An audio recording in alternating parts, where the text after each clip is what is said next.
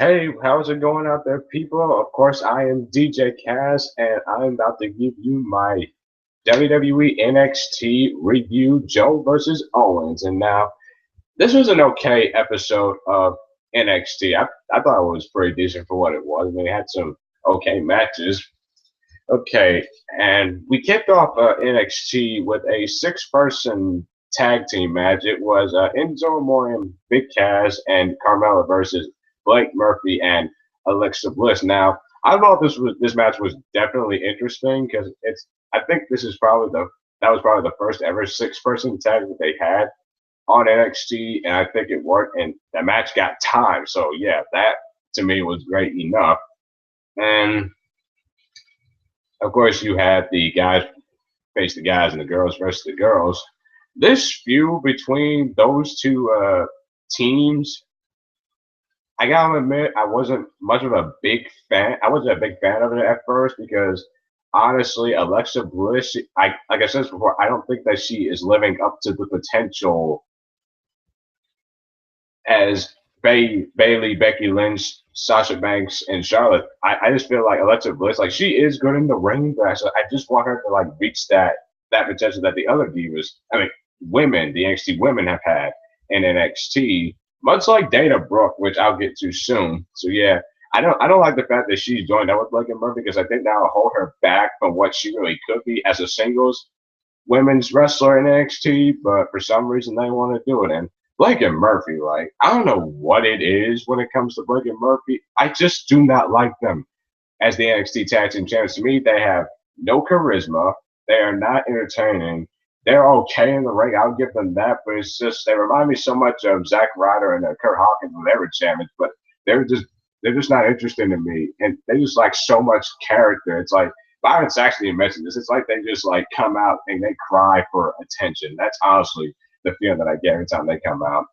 The NXT Tag Team division actually has been pretty weak if you think about it. I mean, we only have these are the only two teams that have been feuding for those belts, but of course we saw the new team of Zack Ryder and Mojo Rawley, which I really, really love. That is so much potential. But the Vaughn Villains are back, thank goodness. And then you got Jason Jordan trying to find himself a partner. So yeah, the NXT Tag Team division is definitely looks like it's shaking up. I just like to see it like actually happen. Like, let me see all these teams like because the NXT Tag Team titles honestly are not getting much prestige at this point.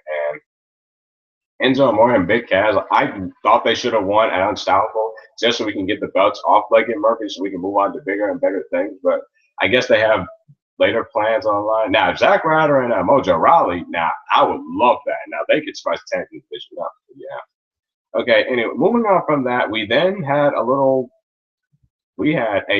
the story of Finn Balor segment or vignette, if you will. And I gotta say, it was so interesting, like really, really good. I loved every single about it. Becky Lynch was great too, talking about the relationship that she and Finn Balor have had over the years, leading up to where they're now in NXT. Looking at the history of Finn Balor, definitely puts in perspective on where he started and definitely on how he grew to be as he is known as Finn Balor. Of course, his work in New Japan Pro Wrestling, if you guys watch it, we all know him as Prince Devitt, Bullet Club, leader of the Bullet Club. He created that. And of course, he's going to be facing Kevin Owens for the NXT Championship on July 4th on a WWE live event in Japan. Now, honestly, this is where Kevin Owens needs to drop the belt to Finn Balor. Because one, if Kevin Owens is going to be on the main roster and going for the United States Championship, he's going to have to drop that NXT Championship sooner or later. And this will be the perfect way to get that belt off of Kevin Owens. And that way, Finn Balor, he can be the champion. We can move on to bigger and better things and start developing more in NXT. Now, of course, more after that, we had Charlotte versus a person from the Performance Center. It was fine for what it was. Anytime I see Charlotte wrestle, I absolutely love it. And apparently, Dana Brooke had a little interview afterwards, like saying on how she's a new, I guess you could say, woman, the new face of NXT Women's Wrestling. If we can get a Charlotte versus Dana Brooke match, I wouldn't mind seeing that. I think that could be interesting, especially Charlotte, the way she is, of course, the former NXT Women's Champion. She definitely can bring something to the table to